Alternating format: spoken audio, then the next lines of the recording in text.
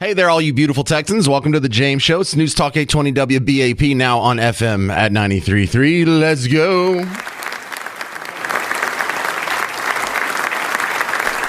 So you saw the debate. A lot of people think it was bad, but what really matters and what the next decision is going to be based on is not whether or not he's daffy. Homeboy's been daffy for like 5-6 years now. It's whether or not this is going to hurt him bad enough in the polls. Well, we've now had almost 2 weeks since the debate. What are the polls saying? We're going to ask that question of my first guest. Talmadge Boston is back on the James Show. Welcome back. And your thoughts, if not Biden, who? James, glad to be back on your show. I see that the polls are showing that even New York, which is historically for many years been a blue state, is now up for grabs. And that's bad news for the Biden campaign. If it's not only going down in the polls in the swing states, but states that were thought to be safely Democrat are no longer. And it's entirely about the age and mental capacity issue. George Clooney, who 2 weeks ago threw a multi-million-dollar fundraiser for Biden, today has an editorial in the New York Times saying Biden needs to withdraw. He's over the hill. He's a shell of a man he used to be, which is amazing since he had the fundraiser 2 weeks ago. But anyway, even though Congress, for the most part, among Democrats, is staying semi-united with each of these new announcements. Tom Friedman in the New York Times has another Biden must withdraw op-ed piece today as well. They can't sustain this, and particularly the polls, as you say, are so outcome determinative because not only do they not want to lose the White House, but they don't want to lose all the down ballot races. And this obviously impacts those down ballot races. So if it's not Biden, I think it has to be Kamala Harris. She's the only one that have access to the $250 million in their war chest. For her to get passed over, leapfrogged over by some Caucasian person would alienate most of the African-American voters who support the Democratic Party. So I really don't think there's much choice in terms of who the replacement will be, even though Kamala Harris's approval ratings are every bit as low as Joe Biden's. So the other one that polls better than the rest of them, Hillary Clinton, is that a possibility? I guess anything is possible, but in terms of she doesn't have a $250 million war chest and would not have access to it. She's 76 years old, whereas Kamala Harris is 59 years old, so the age would be a factor. I think people are really worn out on the Clintons and thought we had heard the last from them over the last few years. So I don't foresee that. Hillary as being a likely replacement candidate for Biden for those reasons. Yeah, and so the other thing tested in this poll I'm looking at from Politico is if they put Hillary Clinton and Kamala Harris on the same ticket, that is beating Trump 42% to 41%. Again, how do they pull that off? Well, they could pull it off, and as long as Kamala Harris is on the ticket, then they would have access to the money. But the issue would be you have put a white woman, Hillary, and leapfrogged her over the black vice president or the half black, half Asian vice president. I don't think people will swallow that. I think there'd be too much of an outrage, and I think that would control over any minimal difference in the polling numbers, having Hillary at the top of the ticket as opposed to having Kamala Harris. Well, look, you're talking about, the way people will see this, but the way the numbers see it is they're doing 4 points better than Biden and Harris on the ticket. So it's the difference between winning and losing, but it's just not down to the simple math there. Someone's going to get their feelings hurt. No doubt. That's going to be part of it, that you can't please everybody. But I think it's clear Kamala Harris wants to be the replacement candidate and is talking energetically in support of that proposition. And she knows what the African-American support means to the Democratic Party.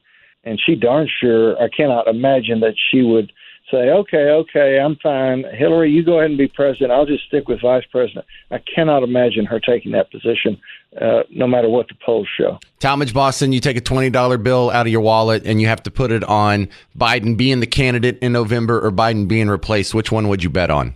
Being replaced. Okay. Talmadge Boston, tell them how they can find you outside of the James Show. Well, my new book, How the Best Did It, Leadership Lessons from Our Top Presidents, is on Amazon, came out in April, and of course I have my website, talmadgeboston.com. So that's why I'm on, presidential historian, trying to apply history to what's going on today. My op-ed piece in today's Dallas Morning News talks about how Eisenhower addressed the old age issue and how Biden needs to follow it. My piece in the Morning News last week talked about how Obama needs to step up and show the courage that Barry Goldwater did in 1974. So I'm pretty easy to find, whether it's the Dallas Morning News, Amazon, or my own website. Fantastic. Talmadge Boston, thanks for your time again. You bet. And just to say it a little slower, that book is How the Best Did It, Leadership Lessons from Our Top Presidents. You can go find that on Amazon. But I'm going to ask you, look, what's Hunter Biden doing in the White House? Yeah, Hunter Biden's going to these meetings, hanging out with his dad. Now, I guess the top circle of advisors. I mean, besides crack, what is Hunter Biden doing in the White House? 800-288-9227. 800-288-9227. It's the James Show, News Talk 820 WBAP, now on FM at 93.3. Hey, welcome back to the James Show, News Talk 820 WBAP, now on FM at 93.3. So I actually did what I said at the end of the last segment. Talmadge Boston, my guest at the beginning of the show. I didn't know he had the op-ed out in the Dallas Morning News today. So I went and I was reading it. And there's a cool little piece of context that he throws out in there. He links back to an op-ed that he had written for the Dallas Morning News back in 2020. Yeah, it's linked right here. June 21st, 2020. Talmadge Boston. It's time to require senior citizen presidential candidates to undergo complete physicals. Click through. And he's talking about the questions surrounding Biden's mental acuity. His mental abilities, his obvious mental decline, showing that in 2020, you noticed, I noticed, my first guest noticed, it was in the Dallas Morning News. And it's amazing that all of these people, not all of these people, but how many people are acting like they just found out on June 27th at the debate, this guy is declining. No, we were shouting it from every platform we had. It was on WBAP back then. It was in the Dallas Morning News back then. We were making jokes about it. We have receipts. And so that was one of the things that bugged me from yesterday's show. You know, Jon Stewart saying we have new information. No, it's not new. Authoritarianism and Donald Trump aren't the only threats our democracy faces. An arthritic status quo, unable or unwilling to respond in any way to the concerns of voters who just received new and urgent information about their... No, that wasn't new or urgent information. That stuff that we all knew and you pretended to not know for the last 5 years. But you saw it too. You saw him fall off the bicycle. You saw him fall on stage, fall upstairs like 4 times, same set of stairs. You've seen all the freezes and all the jokes.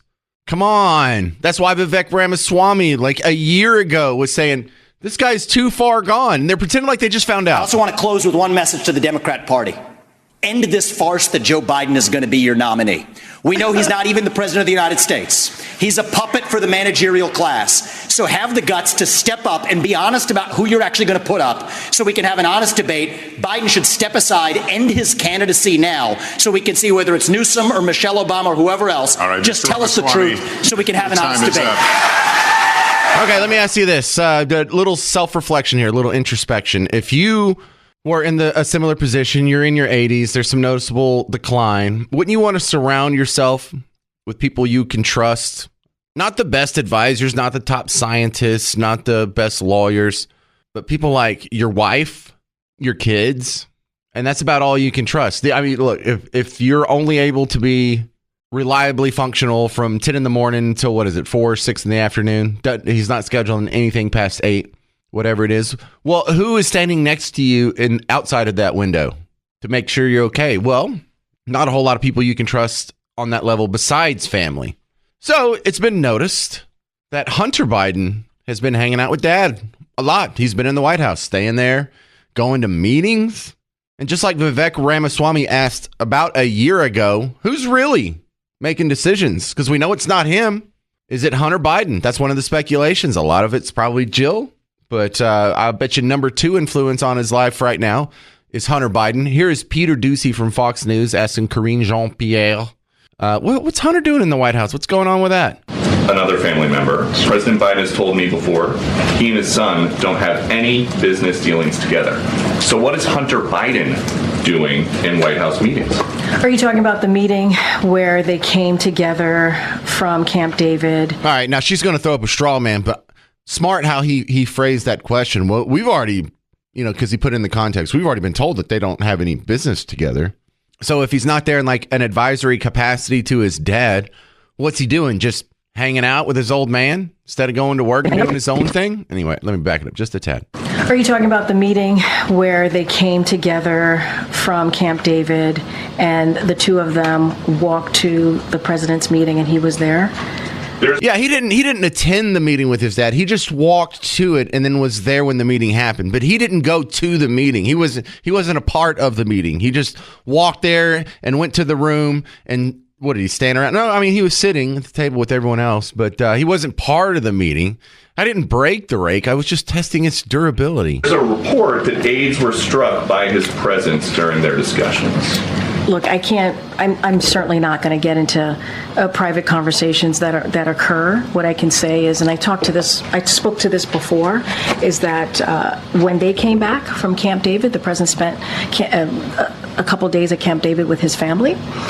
He is very close to his family, as you know. It was the week of 4th of July, which is why his family members were here last week.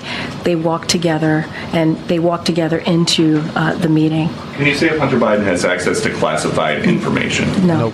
No, we're not gonna say that. But listen, they're just so close. Hunter Biden isn't an advisor to his dad, and how terrible is it that his brand has been burned so bad? There shouldn't be anything weird about a president hanging out with his son. It's just that your son's a crackhead. Your son likes prostitutes, and your son's broken all kinds of laws, and your son knocked up a poor stripper and then denied paternity and still hasn't met the daughter. You still haven't met the daughter. Other than that, though, family comes first. They're just really close. They're family first people. They have a 5-year-old daughter/granddaughter that they've never met. But other than that, family comes first. I mean, direct descendants can sometimes be politically inconvenient. But other than that, family comes first. So what is Hunter Biden doing in the White House? Let me ask you, 800-288-9227, 800-288-9227. Is there some times when Joe Biden gets asked a question and he turns to his crackhead son and goes, "What should I do?" Or he says the wrong thing and Hunter corrects him? Is this country being run by a crackhead? 800-288-9227. And look, Karine Jean-Pierre, God bless her, she's in an impossible situation. What is the good answer to that question? I'll tell you what I would like to hear. I would like to just see him own it. Yeah, Hunter Biden's hanging out. Yeah, I know he hadn't been hanging out as much and he's hanging out more lately. But what are they going to do? Admit that he needs a little bit of a crutch, mentally speaking. He needs to have one of his kids. That Jill can't be there at all times. Sometimes Jill's going to fly off and go speak at a campaign event. We saw her do that earlier this week. You've got to have somebody there that is just sort of the squire to the knight that can translate when things go a little catawampus, to use a technical term. But the question is, what is Hunter doing in the White House? This country is really being run by a crackhead, isn't it? 800-288-9227. 800-288-9227. And the information that let me rewind the clock a little bit to last year. Remember when the bag was left in the White House? They found a bag of cocaine in the White House. And remember who had been there when the bag was found? It was Hunter, right? Well, they swept that under the rug. Well, does anybody not think that was Hunter's bag? Because the White House has been around. They built it in like 1800 or 1803 or whenever it first opened. It got burned down in the War of 1812. They rebuilt it. And up until last year, no one had ever found a bag of cocaine in there. I looked. They used to put it in bottles of Coca-Cola. Still no cocaine until what? Until Hunter showed up. Well, they swept it under the rug. And listen, as a libertarian, that doesn't bother me as much as it bothers most people, and especially most people on this station. It's like, look, the guy has a little bit of a problem, okay? He needs his boost. He needs his sugar. He needs his booger sugar. And guy shouldn't have to go to jail just for that. But that guy is now whispering into the ear of the president, a guy who needs the crutch, a guy who, it's not, he didn't admit it, but you saw it. It was finally exposed so much that people cover for him have had to admit it. And this country very well, in some instances right now, being run by a crackhead. And you know what? Not doing too bad. I know the economy isn't gangbusters. We're not growing at 7%, but the stock market closed at all-time highs, or it's about to close at all-time highs. It's on the way. Dow, NASDAQ, S&P, it's still up. Things are pretty good. Unemployment is going in the wrong direction, but it's still only 4.1%. Even, that is a fudged number, of course, a little bit, but it's not the Great Depression out there.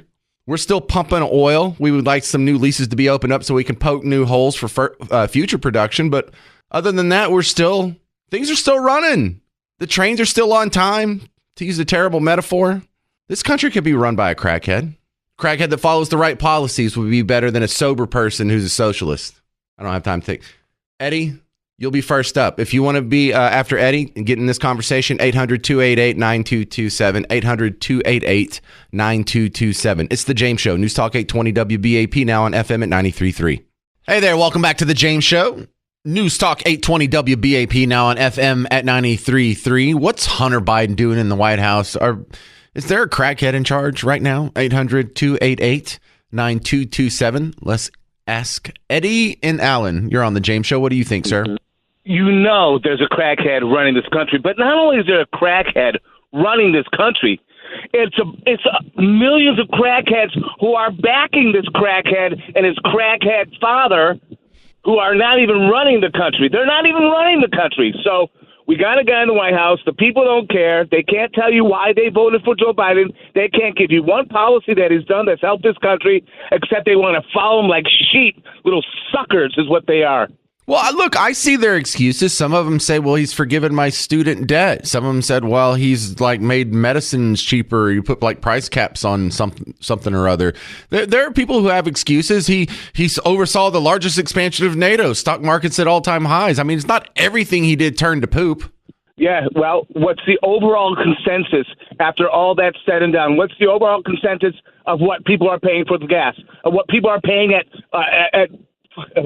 Cheesecake Factory? $10 more for the dish that I wanted, for their eggs, for everything. The consensus is that the truckers are hurting, that the transportation industry is diving. There's no record profits because the gas is so expensive that it's trickled down to every part of our life. You're a trucker? Huh? You're a trucker? I'm a mother trucker. I like that. I'm not a trucker, but trucking is the bloodline of our nation. It moves the goods and the services that we need and that we desire in life. As soon as you start messing with that, which is the gas, you've not only lost my vote, you should be taken down to a dungeon and sit there and think about what you've done. What's got you so fired up, Eddie? All of it. Yeah, I'm not saying you're wrong. I was just I was playing devil's advocate for a second, but something's got you wound up. Did you just lose a job or something? No. I'm just sick of zombies following zombies without the best interest of the American public in their heads. Only their pockets, only their profit, only their gains are what they care about. And as far as I'm concerned, the whole left I will hold in contempt until the end of time. All right, Eddie and Alan, I think Hunter Biden just might be having Bible study up there. I don't know why you're so negative about him. Right? No one fell for that for a second. All right, well, thank you very much. I appreciate you calling in the James Show, and I'm glad you got to get that off your chest. It felt like you're pent up. Needed a release. That's fine by me. 800-288-9227. Because here's the other thing that was a hot topic at the press conference with Karine Jean-Pierre is how come there's a neurologist that has visited the White House 8 times already this year? And she had an answer for that. I don't like to just say, well, it's obvious that it's because Biden has dementia or Parkinson's or something. So here is the excuse brought to you by MSNBC, Lawrence O'Donnell. The reporters kept banging on about a New York Times report today that indicated that a neurologist had visited the White House 8 times in the last year. Here is the full explanation of how that has nothing to do with President Biden and President Biden's health, and that the kind of out-of-control behavior by the White House, most of the White House press corps, not all, most of the White House press corps today, was as bad a circus as it looked like. Wait. I just want to ask you, formulate in your head what you think the excuse is going to be. If you don't already know the answer, just think, what is it going to be? He had a flat tire and he had to just stop at the first door. President's physician, Kevin O'Connor, has publicly released a memo that is directed to Karine Jean-Pierre, basically in response to what she had to go through today in the White House press briefing. And it explains in more detail something that Karine Jean-Pierre explained today, which is that the White House medical unit does not treat just the president. Many, many White House staffers are treated by the White House medical unit, some cabinet members, and over 1,000 members of the military are serviced in the White House by the White House medical unit. Over 1,000 members of the military who serve nearby and in the White House. Would they have their neurologist appointment at the White House, though? If you're the dude that's like standing guard with an AR-15 or an M1 or whatever they're called, I'm not military, like at the Ellipse. Like, hey, I need to see a neurologist. Well, have him meet you at the White House. Is that how that works? And so, Dr. O'Connor reveals today that in this memo, many military personnel experience neurological issues related to their service. Yeah, just meet me at the White House. So you can have me. I'll have the neurologist meet me there. The neurologist, the physician that takes care of the president. Yeah, have him look. How many of them need to see a neurologist? No, he wasn't there just because a neurologist came to the White House 8 times in the last year. You assume, you silly bigot, that they were there for Joe Biden. Could have been there for 1,000 other people. Yeah, and that wasn't Hunter Biden's bag of coke either. You just assume that's Hunter Biden's coke. This guy has been like a walking pamphlet for the bullet points in a Parkinson's list of symptoms. But no, it wasn't for him. It was probably for the guy that's standing guard. Sure it was. Yeah. You can't prove that was for Joe Biden. It could have been for 1,000 other people. Yeah, just sure. Okay, Lawrence, go with that. Just keep him as your candidate. He's doing great. He's doing fine. He's probably going to win. Yeah, just leave him in. No, he's good. He's fine. There's nothing wrong with his brain. He's doing great. He's totally fit. Just leave him where he's at. 800-288-WBAP if you want to chime in. Coming up next, we're going to talk to my buddy James Varney from Real Clear Politics. It's the James Show. News Talk 820 WBAP, now on FM at 93.3. Hey, welcome to the James Show. News Talk 820 WBAP, now on FM at 93.3. I'm going to be at the All-Star Village Monday and Tuesday. I forgot to tell you about that. The Major League Baseball All-Star Game is going to be at Globe Life Field, and then across the street, they're going to have a whole lot of stuff set up at the old stadium. I think it's called Choctaw now. And I think that's where I'm going to be. I'm going to be in one of those, or maybe at the live place, wherever all the fun stuff is going to be set up. Because I know for opening day, we were at Texas Live, but I think we're going to be in Choctaw for this one. And look, I know I'm not like a big draw, and I'm not like the coolest kid at the party, but the ticket's going to be there too. And so they're going to have a couple of shows that I know people actually, with their awesome ratings, that I'm super jealous of. But there's also going to be a whole lot of giveaways. KLIF will be out there. Our 2 country stations, I believe, are going to have someone broadcasting live from out there. Is that everyone? I think so. Al, Jason, the Sweet Spot Hardline, and James Parker. Yes, James Parker is going to be part of the broadcast crew. And they have a bunch of giveaways. And plus, you can come by, see what I look like, and judge me based on my appearance. My next guest, James Varney from Real Clear Politics, back on the show and Real Clear Investigations. Welcome back. I have a couple of questions for you, starting with the sightings of Hunter Biden being at the White House a lot lately. What's Hunter Biden doing at the White House? I mean, besides crack, what's he doing at the White House? Is he running the country? Well, that's a great question, James. And I saw one story. I don't know if it was in the Times or the Post or one of those. They all blend together. But somebody, apparently a White House staffer, was quoted as saying, "What the hell's going on with, Hunter being at all these things?" I do think it's pretty clear that his family members, Dr. Jill and Hunter, are 2 of his key advisors and 2 of the people that are most vociferously defending him and saying, don't drop out. I think from Hunter's standpoint, it's kind of his get out of jail free card, right? Well, I think he's going to get out of jail free either way, because if Joe loses, he'll pardon Hunter in that gap between the election and while he's still in office. But the other question that we were laughing about here on the James Show is that we've had reports of a neurologist visiting the White House 8 times in the last year, and we heard the excuse. The White House put out a statement. I had Lawrence O'Donnell reading the statement just for added comedic effect. And they said, listen, man, there's like 1,000 people that work at the White House. The neurologist doesn't just treat President Biden.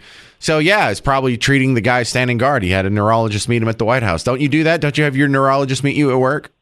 Yes, I've got all my doctors on my beck and call. But, that whole thing was really blown up, I thought, by a neurologist on NBC News, of all places, who, first of all, said it's an easy diagnosis, in his opinion, that Biden has Parkinson's, but then also pointing out that, these motor deficiencies that we see and the verbal struggles and mental struggles that we see, you don't usually see that in young Marines that are chosen for White House duty.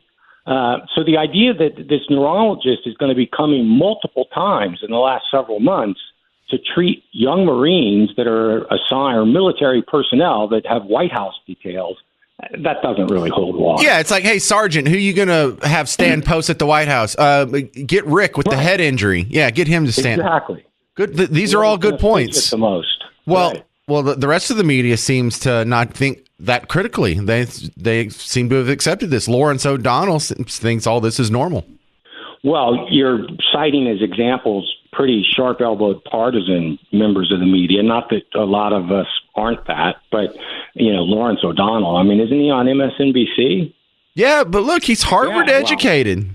Oh, well, right. So was Bill O'Reilly, right? But that didn't save him. So is Joy Reid and Rachel Maddow.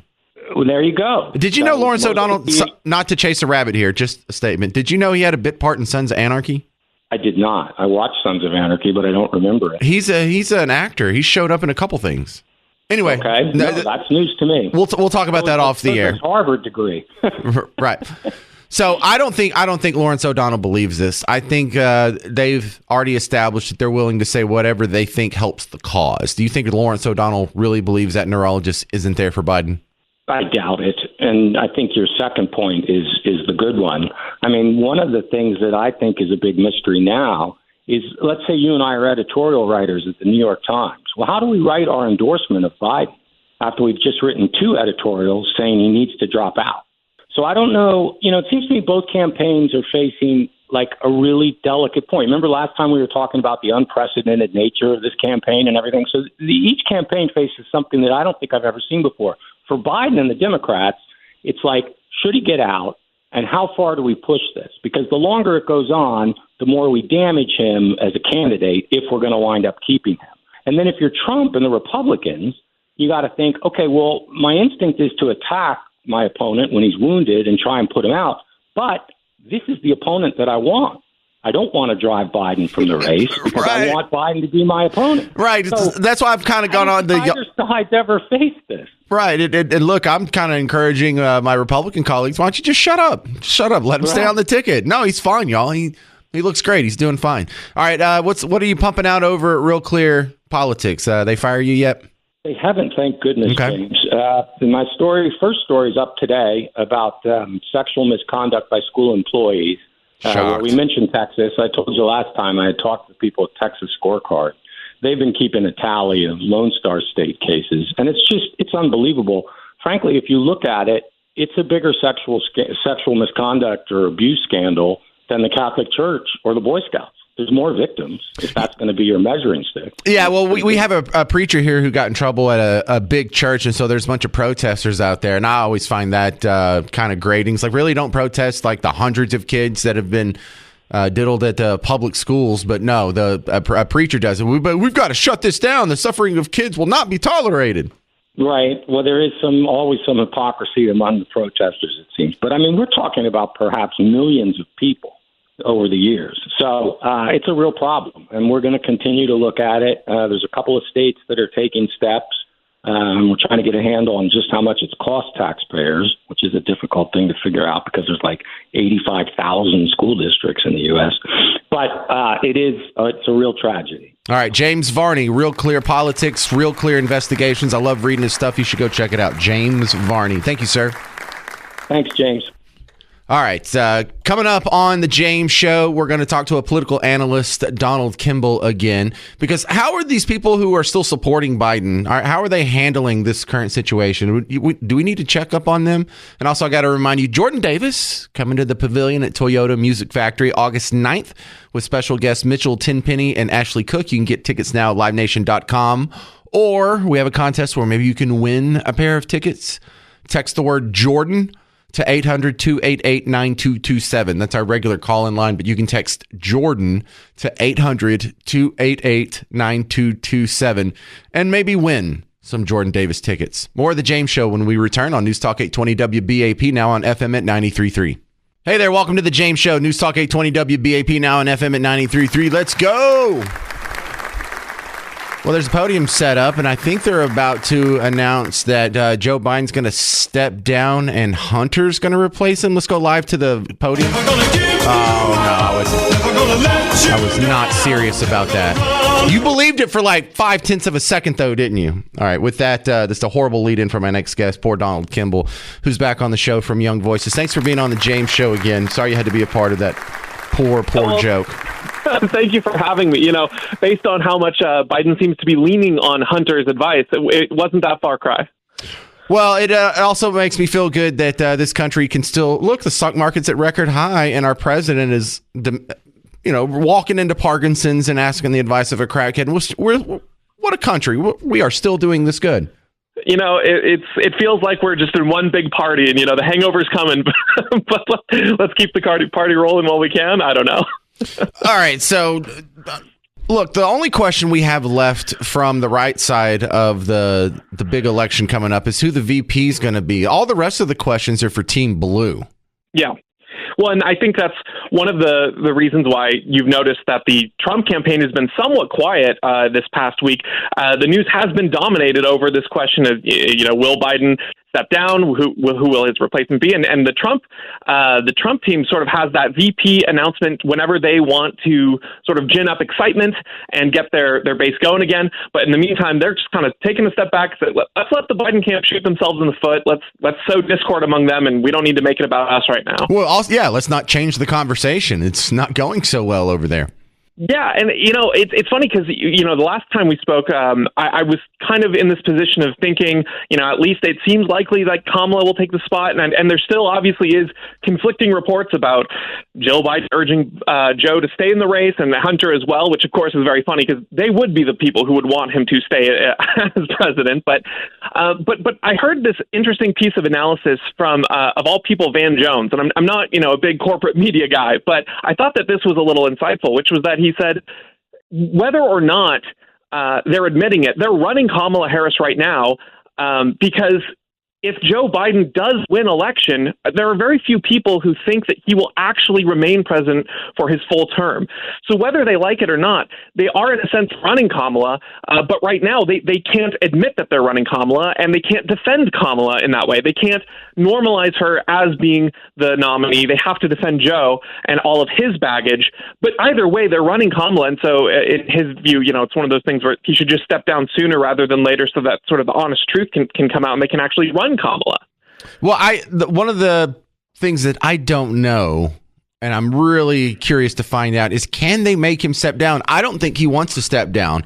And some people are saying that, if he really doesn't want to and he really wants to be a butt about it, he can stay. But then I hear other people saying, no, there's ways people can lean on him. They can withdraw the donors, or they can, they've got some blackmail on him or extortion or something to that effect. Can he really be forced out, or is it really all up to him?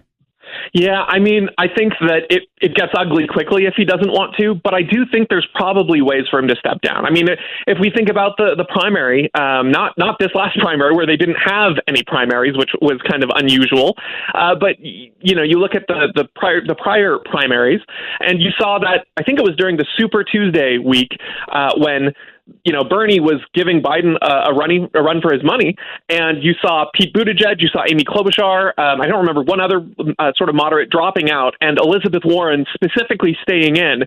It felt like that was a coordinated sort of pressure for the moderates to drop so that support would coalesce around Biden, and the semi-progressive to stay in, to split votes from Bernie Sanders. So I tend to think that there are larger forces at play that could do things like you said. The donor point would be very good, where they can put pressures on his reelection campaign there. But the longer this goes, the more difficult that will be. So the Republican convention is next week, July 15th through the 18th. What do we expect? If we haven't heard Trump's VP pick, we'll definitely get it before the end of the convention, won't we? Well, it sounds like that's Trump. That's his preference, whether or not they have everything in place by then or they can allow it is to be seen. But I think all things being equal, if Trump had his way, he would make it a big spectacle and make a big announcement there. If it doesn't happen at the convention, I imagine it would happen very shortly after. I bet they wanted to do it this week, but they don't want to change the conversation. They don't want to change the direction of the narrative.